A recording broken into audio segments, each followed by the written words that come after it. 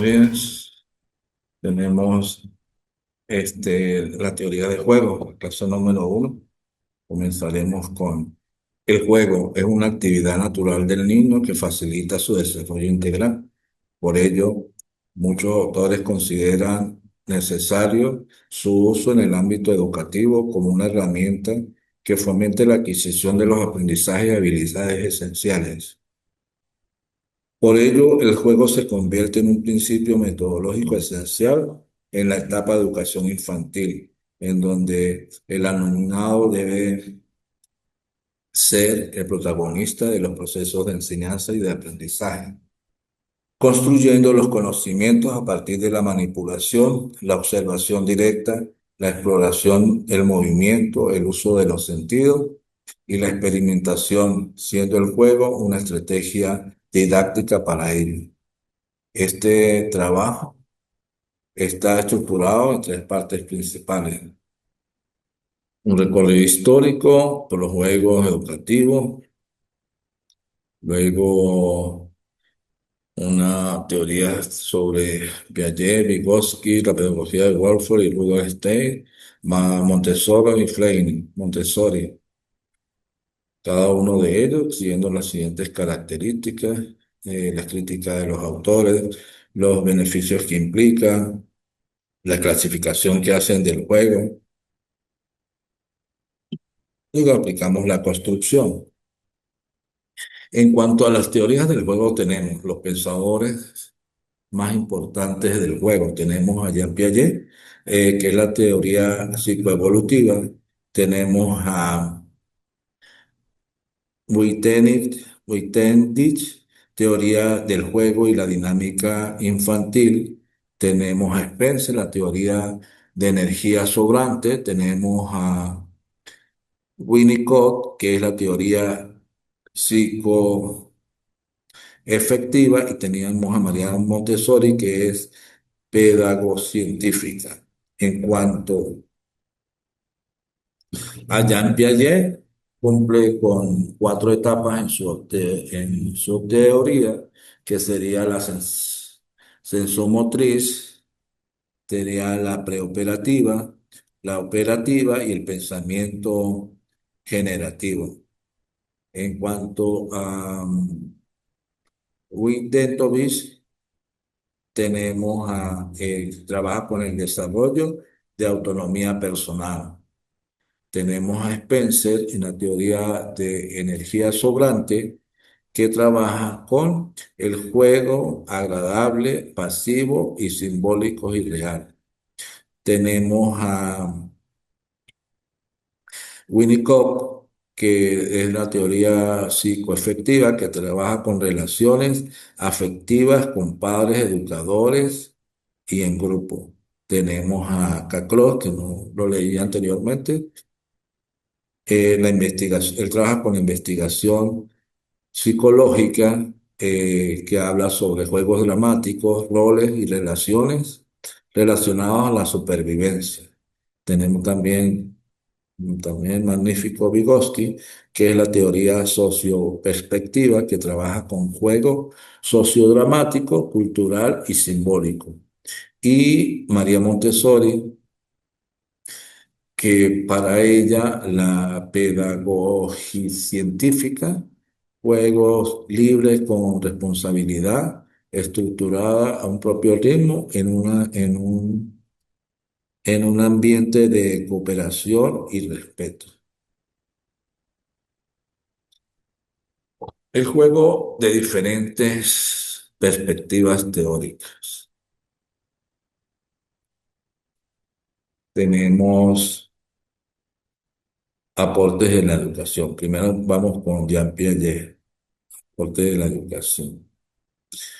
Jean-William Friedrich Piaget, de nacionalidad suiza, es considerado uno de los padres de la psicología evolutiva del siglo XX.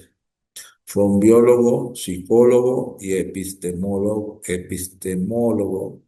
reconocido por sus estudios de epistemología genética y por su teoría constructivista sobre el desarrollo cognitivo e intelectual del niño, en la que vincula el espacio biológico y ambiental en el desarrollo del pensamiento, que es uno de los pilares fundamentales de la teoría de aprendizaje de Piaget.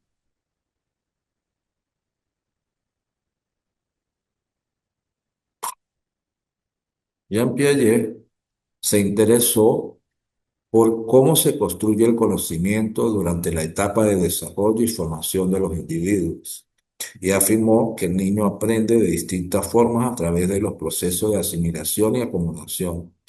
La asimilación es la forma de la que afrontamos un estímulo externo, es la transformación del medio por la acción del individuo, mientras que la acomodación implica una modificación de los esquemas mentales.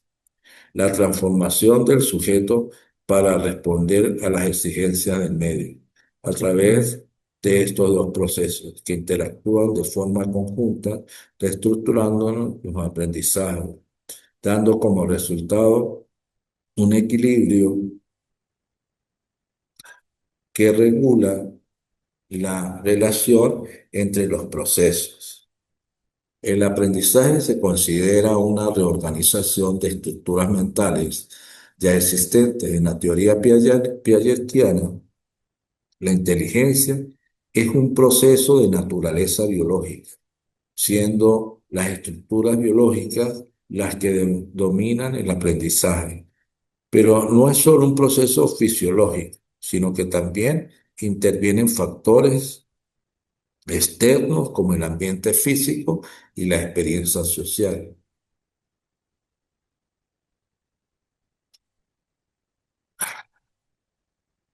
La división que Piaget hace del desarrollo cognitivo, distinguiendo tres periodos que son los siguientes. El periodo sensomotor va desde los 0 a los 24 meses y su característica principal por la aparición de los primeros hábitos y el descubrimiento a través de la experiencia activa.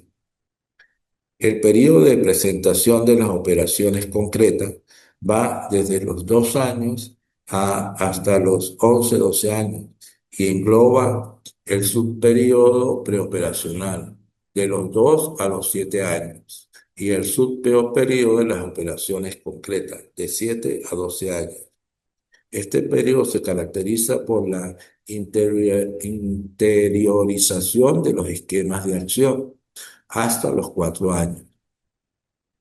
El pensamiento representativo e intuitivo de los 4 a los 6 años y por el pensamiento lógico y sistemático de las relaciones a objetos concretos. Tenemos el periodo de las operaciones formales, va desde los 12 años en adelante y distingue dos subperiodos: el comienzo de las operaciones formales a los 12 años y las operaciones formales avanzadas a partir de los 15 años. Se caracteriza por el pensamiento hipotético, deductivo y el abstracto.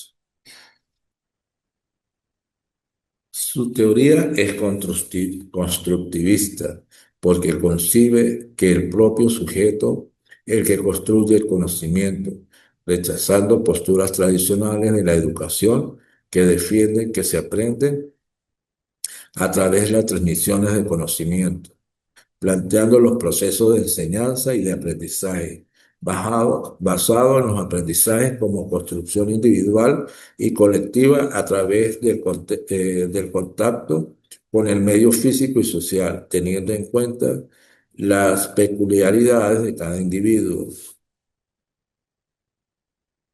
Por ello, el rol del docente debe ser el facilitador del aprendizaje, creando entornos y situaciones de aprendizaje significativas, formulando preguntas, actuando como mediador, estableciendo pautas para la resolución de problemas y conflictos e incentivando el pensamiento crítico y reflexivo de los niños.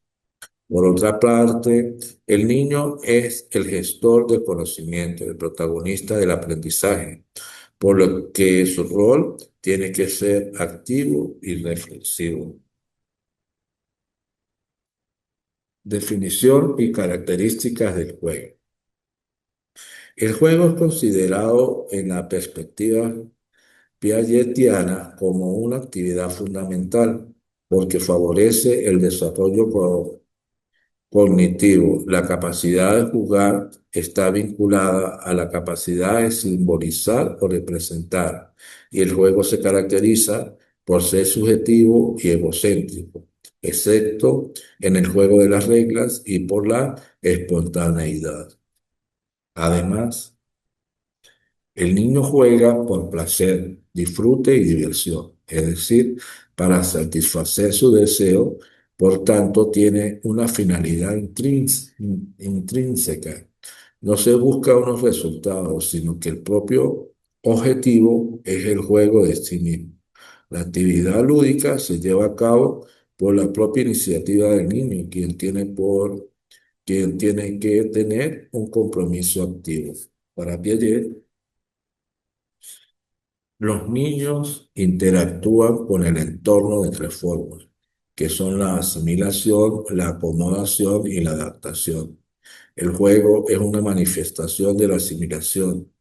Debido a través del juego, el niño adapta la realidad a esquemas que ya tiene. Por tanto, el juego es considerado una asimilación de lo real a sus propias capacidades. A través del juego, el niño representa sus vivencias pasadas, aquello que lo impactó, que le gustó, etcétera, y utiliza gestos, movimientos, objetos o propio cuerpo para representarlo. Su pensamiento acompaña las acciones que ejecuta y le da un significado al juego, empleando también un lenguaje entendido por él. Inventa palabras, preconceptos que sí que tienen significado para él. El pensamiento egocéntrico se encuentra principalmente en el juego simbólico.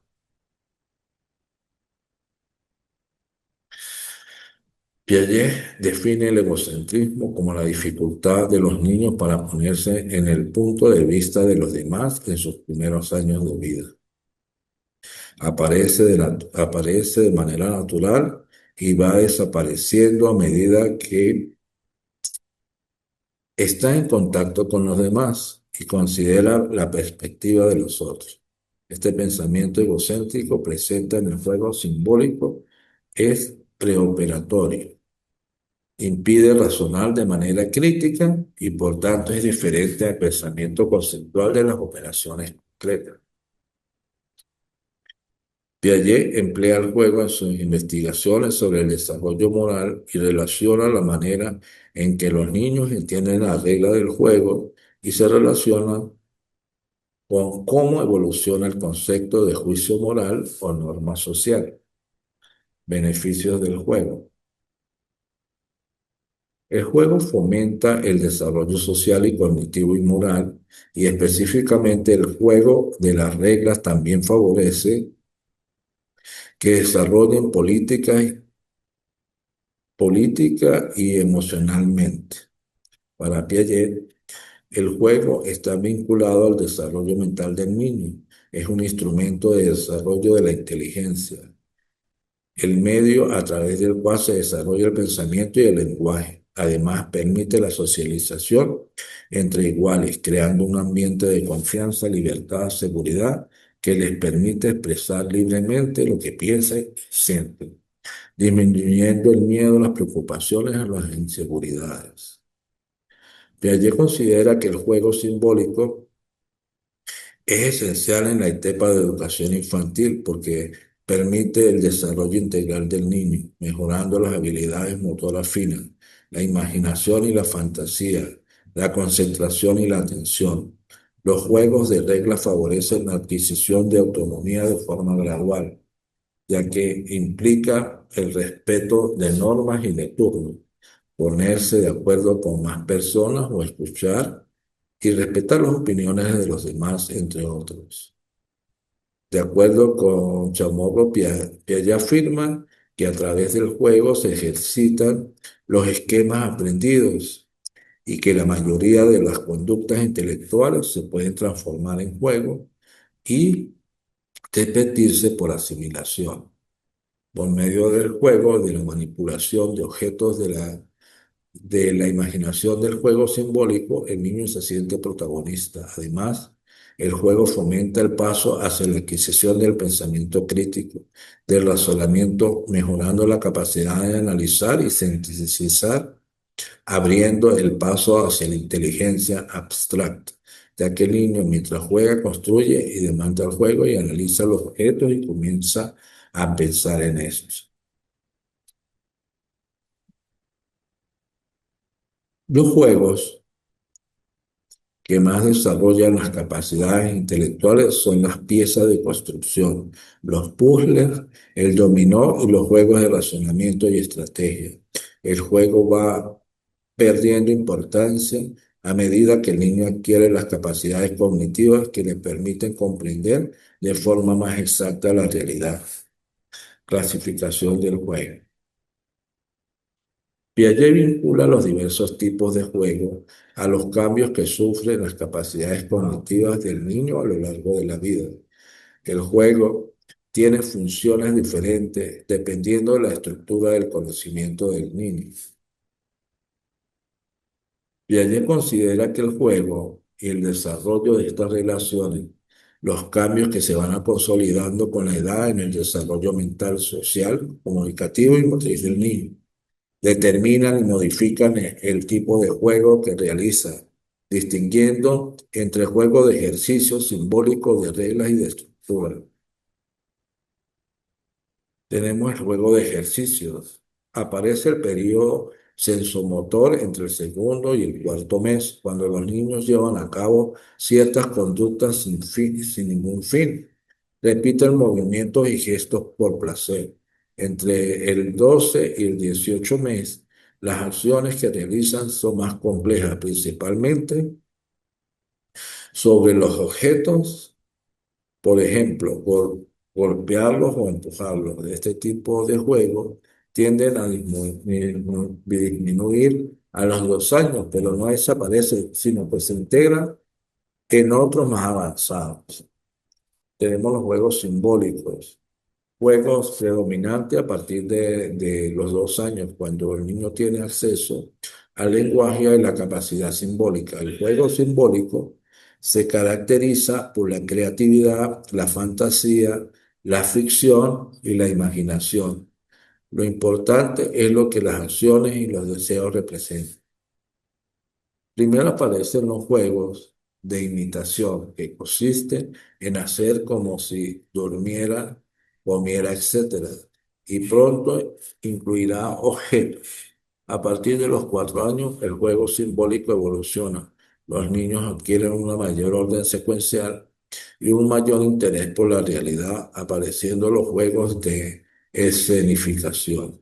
Estos juegos se realizarán también en grupo, iniciando el simbolismo colectivo, los juegos de socialización, en donde los niños asumen papeles, es decir, los juegos de roles, juegos de reglas. El juego simbólico colectivo da paso al juego de reglas, predominante entre los 7 y los 11 años. Es un juego social que el grupo establece unas reglas cuyo incumplimiento implica una sanción. Piaget distingue entre las reglas transmitidas, que son las ya establecidas en los juegos que se han ido transmitiendo de generación en generación, como por ejemplo las reglas del parchís y las reglas espontáneas, que son las que surgen y se establecen en el momento. Tenemos los juegos de construcción. Se da junto con los otros tipos de juegos de todas las edades, aunque varía la dificultad y la finalidad en función del desarrollo del niño. Se caracteriza por la manipulación de elementos que toman formas distintas, como montar, construir, combinar. Las piezas de construcción del Lego o los puzzles son ejemplos de este tipo de juego. Tenemos unas críticas de su teoría del juego. Hay varios autores que han hecho crítica a la teoría del juego de Piaget. Entre los más importantes se encuentran los siguientes. El Conin, contradice que el juego simbólico sea un pensamiento egocéntrico, ya que para el Conin el juego es la superación de este, sobre todo el juego de roles, en el cual el niño adopta el papel de otra persona. Linaza tiene que, su principal crítica es que Piaget considera que el juego simbólico es individual en sus primeras fases y únicamente social cuando va progresando. Linaza señala que la característica esencial del juego simbólico es el componente social, la interacción con los demás. Para Ortega, la crítica señala que en la teoría del juego de Piaget, el paso del juego libre simbólico al juego de reglas estructurado es tan natural que pasa de la investigación del egocentrismo al pensamiento lógico sin explicar una serie de componentes sociales importantes.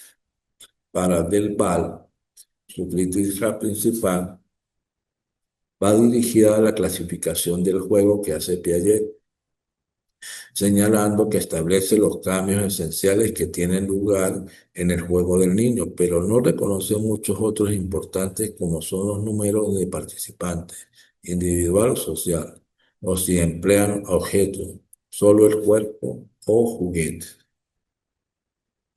Pasamos a Vygotsky, aportes a la educación.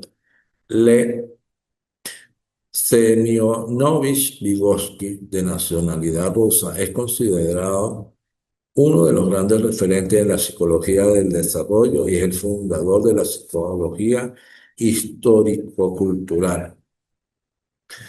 Estudió las funciones psíquicas superiores del ser humano, razonamiento, memoria, atención y solución de problemas, los cuales se desarrollan a través de la interacción social y cultural.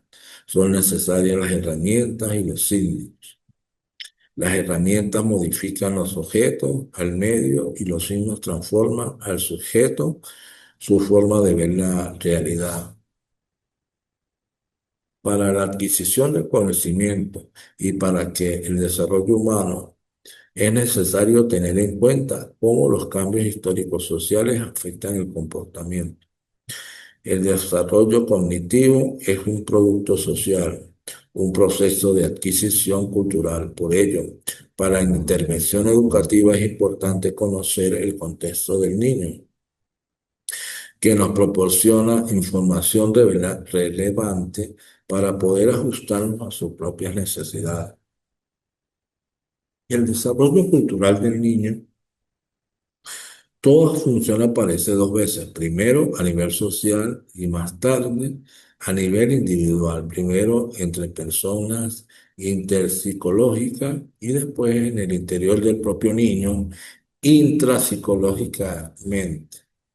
Por lo tanto, los aprendizajes aparecen primero con el contexto social en el que vive y se mueve el niño a través de la interacción y la comunicación con los otros y con el medio.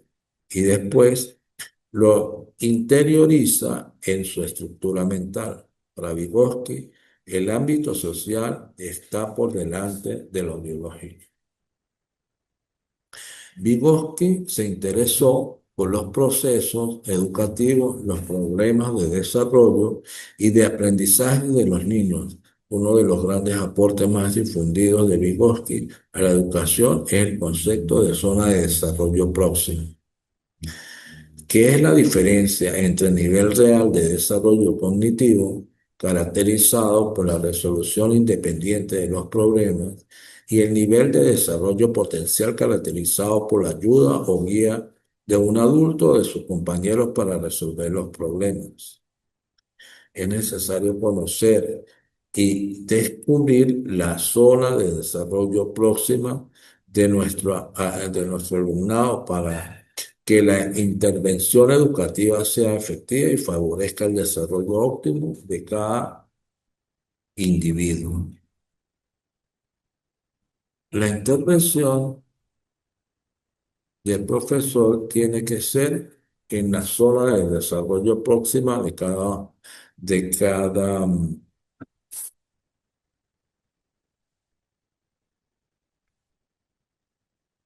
de cada alumno, porque si se sitúa en la zona de desarrollo real, el alumno se va a aburrir, mientras que si se sitúa en el nivel potencial de desarrollo, el alumno es posible que sufra frustración ante problemas demasiado difíciles para él y que esto lo conduzca al fracaso. Para ello es necesario que el nivel de dificultad sea desafiante, pero no demasiado difícil y y tenga guía por el adulto. Tenemos el nivel de potencial del desarrollo. Si la intervención educativa se hace aquí, suele fracasar. Tenemos el nivel de desarrollo próximo. Aquí debe hacerse la intervención educativa y tenemos el nivel real de desarrollo. Si la intervención educativa se hace aquí, suele ser un aburrimiento. Esta es la zona del desarrollo próximo. Así que tenemos que estar entre el centro, entre el nivel potencial y el nivel real.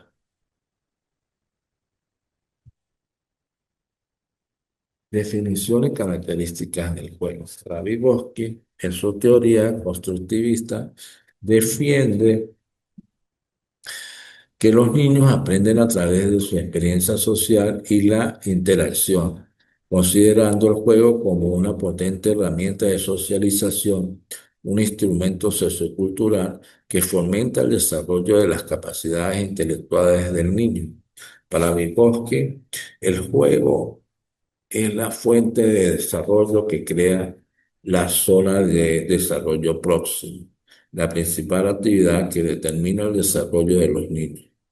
El juego se entiende como una actividad social que ayuda al niño a construir aprendizajes a través de la cooperación e interacción de sus iguales, poniendo el énfasis en la interacción con un adulto o con sus compañeros para el desarrollo del niño, siendo el lenguaje la principal herramienta para transmitir aspectos culturales y educativos durante esa intervención.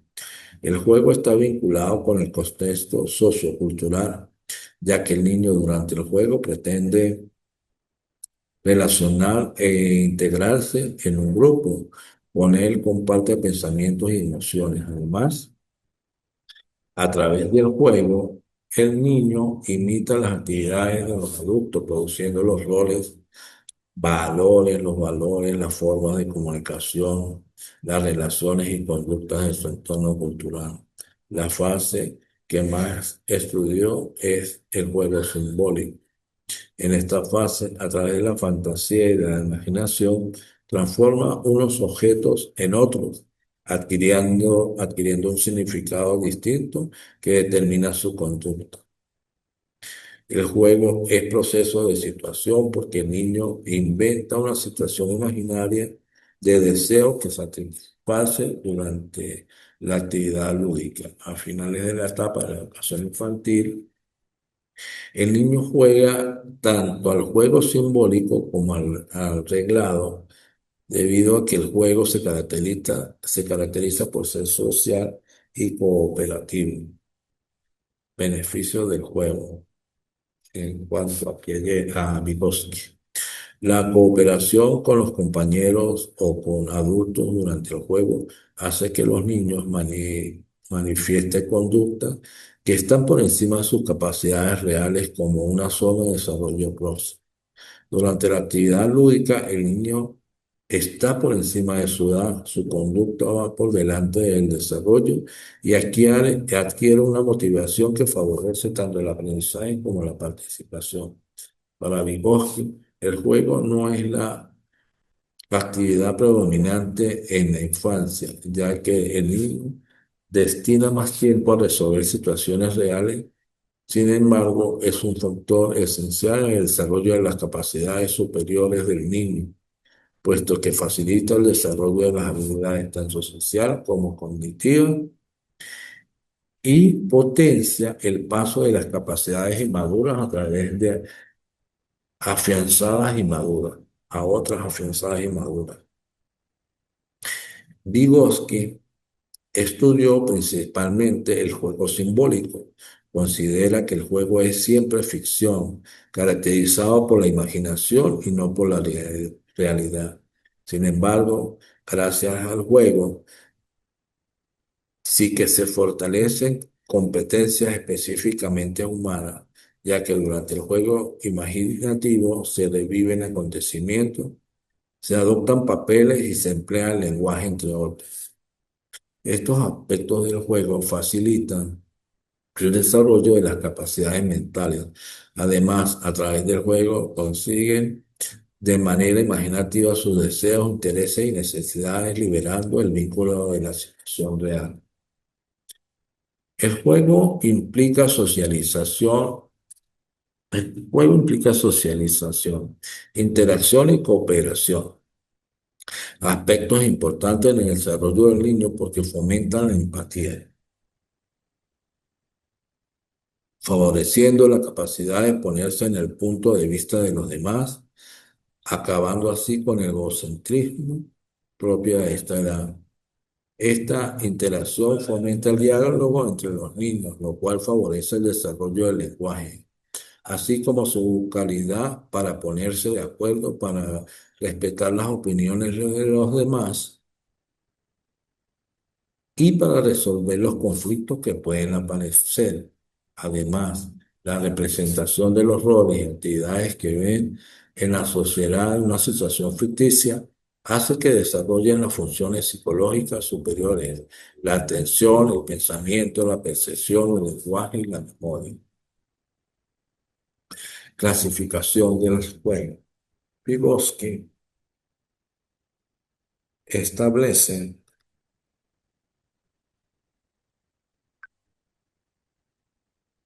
que el juego tiene dos etapas en los niños. Una primera etapa que va hasta los 3 años, en la que hay dos niveles.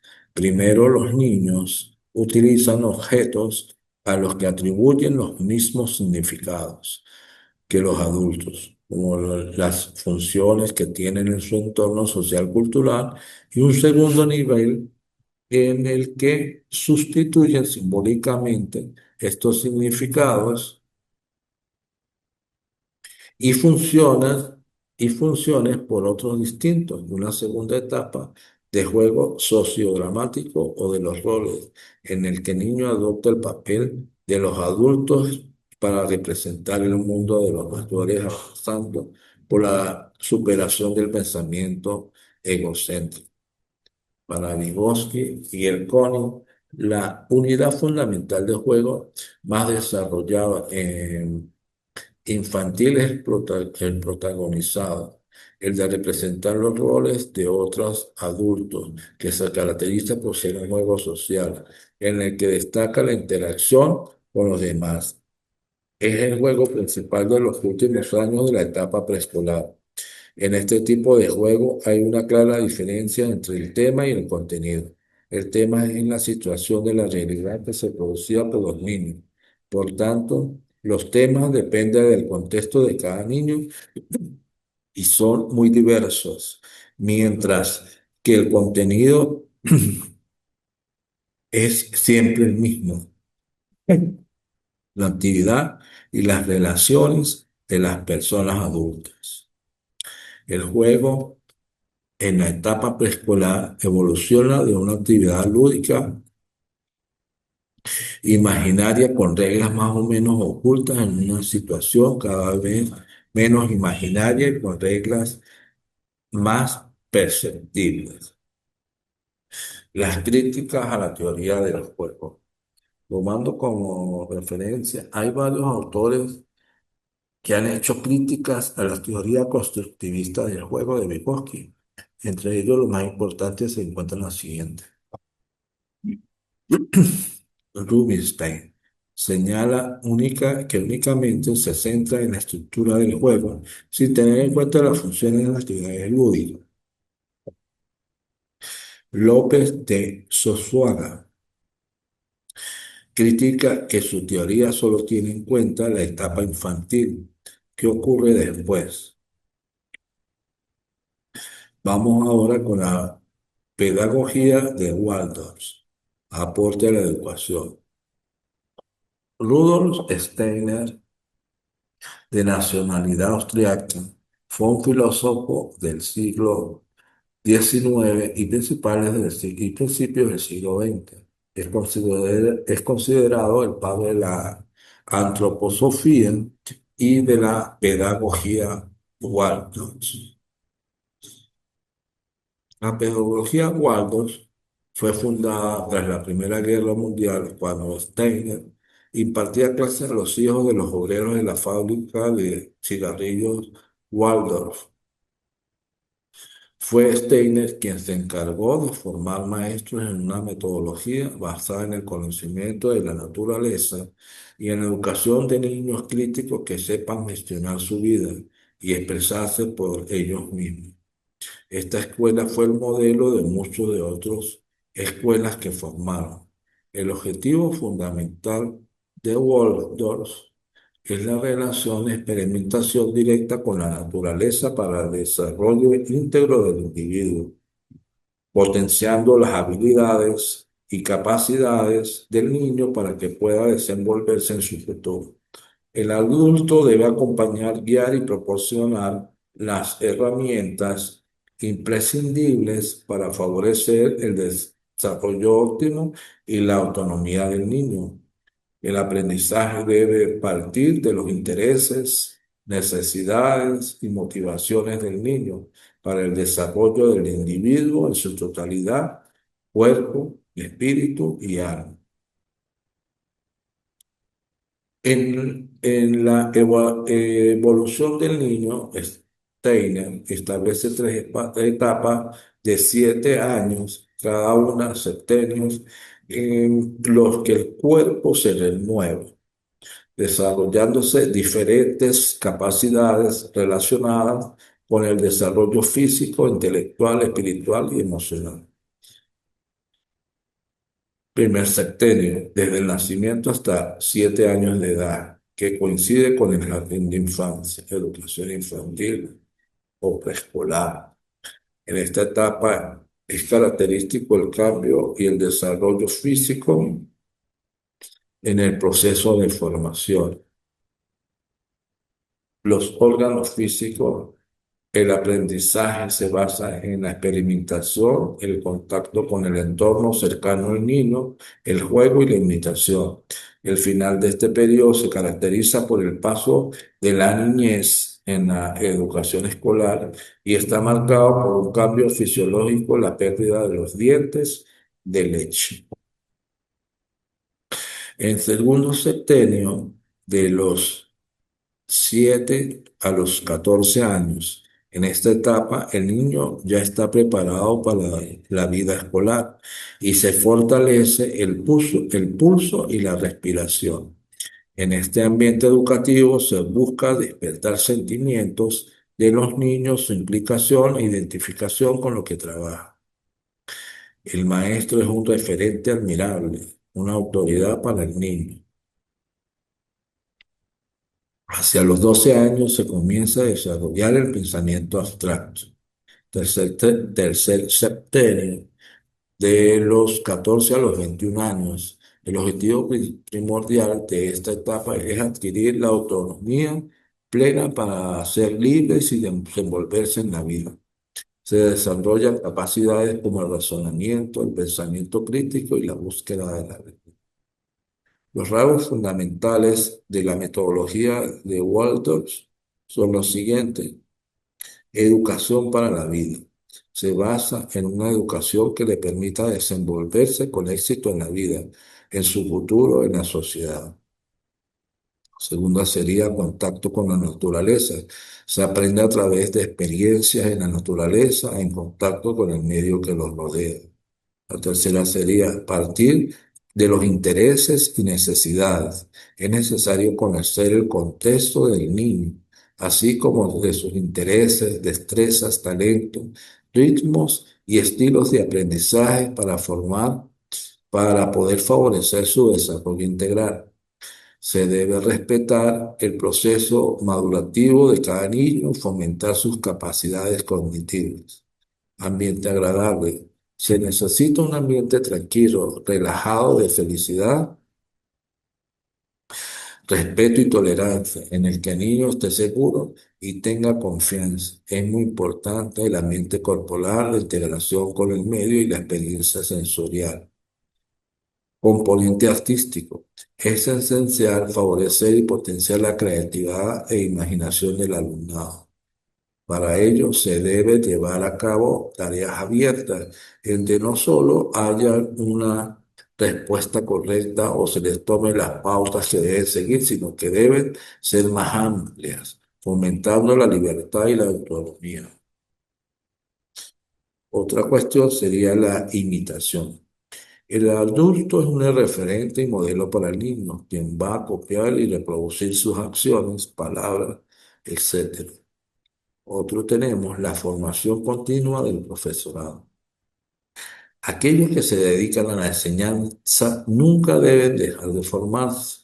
Esta formación se hace principalmente a través de cursos, claustros, investigaciones, reuniones de grupos de trabajo, etc. La participación de la familia es un pilar fundamental de la metodología de Waldorf y la implicación y la participación de las familias en el día a día de la escuela. Familia y escuela deben caminar juntos en la misma dirección. Por ello es tan importante el contacto, la comunicación e intervención en el ámbito escolar. Definición y características del juego. El juego de la pedagogía de Waldorf tiene 6 características principales que son las siguientes. Primero, el juego proporciona el tiempo y el espacio para la consolidación de una serie de hitos evolutivos en la pedagogía de Waldorf. Estos hitos evolutivos son andar, hablar y pensar. El juego tiene gran importancia en su consolidación porque favorece la maduración y el desarrollo sensoriomotor del niño. El juego está relacionado con la naturaleza imitativa del niño. Los maestros llevan a cabo una actividad delante de los niños con el fin de que imiten esas acciones. De manera intencionada se integra en el juego lo que los niños imitan o copian de los adultos que se enriquecen con su imaginación. Se ubica en momentos que favorecen la respiración del niño. Durante la jornada escolar, el juego se da en distintos espacios, como puede ser el aula, el patio, los columpios, y se da en determinados momentos del día para lograr el equilibrio entre las actividades de expansión, como el juego, que ofrecen también de expiración, y los momentos de inspiración que requieren una mayor concentración. Los objetos están realizados con materiales naturales y tienen gran versatilidad, aunque en la pedagogía de Waldorf no hay juegos reglados, solo hay juego libre.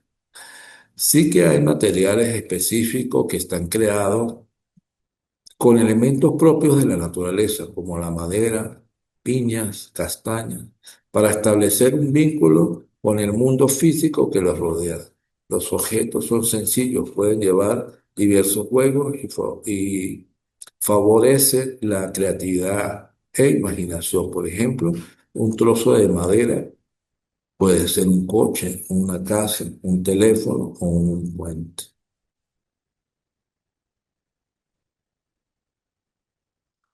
No tienen objetivos intelectuales. El juego libre tiene que estar alejado de fines intelectuales determinados por parte de los adultos. Está relacionado con el desarrollo espiritual. A través del juego, el niño ejercita su espiritualidad.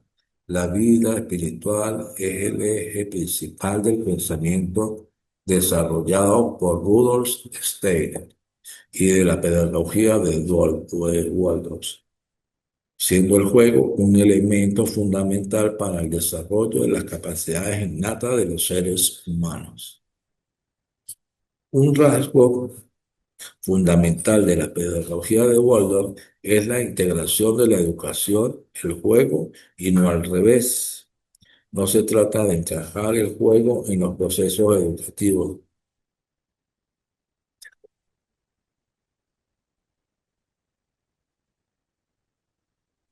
sino en buscar el lugar que corresponde la educación dentro de la actividad natural de seres humanos que el juego. Beneficio del juego. Según Barrera, Steiner considera que el juego tiene mayor importancia en el propio septenio, en donde adquiere un papel esencial en la vida del niño, ya que como mejor se aprende en esta etapa a través de la imitación y de lo sensorial.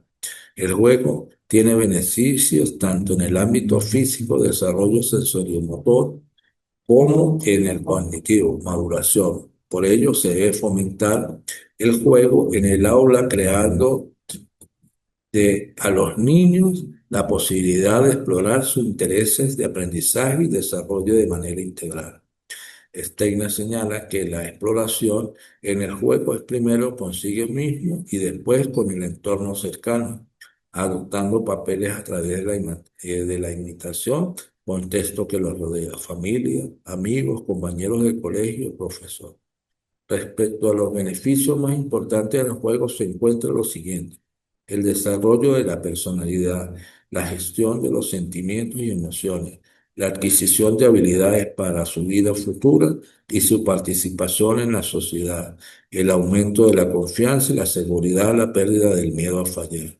Para la adquisición de conocimiento y habilidades es necesario el juego, ya que a través de la manipulación, el movimiento y la exploración, se forman las conexiones neuronales y se activa nuestro cerebro permitiendo un aprendizaje más significativo. Uno de los principios fundamentales de la teoría de Steiner es el juego libre y creativo. Según Steiner, lo que gana a través del juego viene fundamental de la actividad propia del niño, por lo que no está determinado por reglas fijas. El juego libre potencia la creatividad, la autonomía y la gestión emocional. En el preescolar es un lugar donde se realizan actividades que son significativas para el alumnado. Se aprende haciendo, por esta razón se alternan momentos de juego libre. Clasificación del juego. Para Steiner, el trabajo y el juego no son los mismos, sino que hacen distinción entre ellos. El juego es fundamental y mayoritario en el primer septenio, en la educación infantil. El juego fomenta la imaginación, la experimentación, la creatividad, el movimiento y la manipulación, aspectos esenciales para el desarrollo motor intelectual, mientras que no es hasta los 7 años en el segundo septenio cuando el niño está preparado cognitivamente para la vida escolar y el trabajo que comienza con la educación primaria, para el cual es necesario tener la capacidad para estar sentados en una silla, poder estar quieto y tranquilo durante un periodo de tiempo, la capacidad de construcción y de concentración, de cooperar y hacer abstracciones. Tenemos a María Montessori, aportes a la educación. María Tecla Artemisia Montessori, de nacionalidad italiana, fue la primera mujer médico y educadora en Italia, ejerciendo desde el principio del siglo XX. En Italia no era legal ir a la escuela hasta los 6 años y fue María Montessori quien institucionalizó la educación infantil, defendiendo y apostando por una educación para la vida y desarrollo del niño. Se interesó por el estudio y la experimentación de los niños con deficiencia, descubriendo sus potencialidades, ya que considera que tienen una alta inteligencia. Sin embargo, es la sociedad quien no se ha interesado en conocer su desarrollo. Un pilar básico del método Montessori es la normalización de los niños en el ambiente escolar, siendo la escuela un espacio social entre la intervención y curar enfermedades, normalizar a los niños, estudiar las principales características de personalidad de la sociedad. Montessori señala que los primeros años de vida son los más importantes porque es en estos cuando produce el desarrollo de la personalidad. En los periodos sensibles, el niño adquiere los aprendizajes con mayor facilidad. Por lo contrario, le costará más esfuerzo si aprende más tarde fuera de estos periodos sensibles. Para ello van perdiendo con el tiempo las distintas habilidades y capacidades propias de este año, de estos años. Es esencial que el entorno del niño responda a sus intereses y necesidades, así como favorezca su autonomía, debido a que muchos de los defectos que se presentan en los niños, falta de concentración, desorden, interrupciones, se deben a un ambiente poco preparado. Además, se debe conocer eh, el contexto del niño, sus motivaciones, su ritmo, intereses, periodos sensibles para poder adaptarnos y responder a sus necesidades. Los conceptos más empleados en el método Montessori es la autoeducación, entendida como un proceso de aprendizaje que fomenta la creatividad, la independencia del niño, la autodisciplina y la autoevaluación.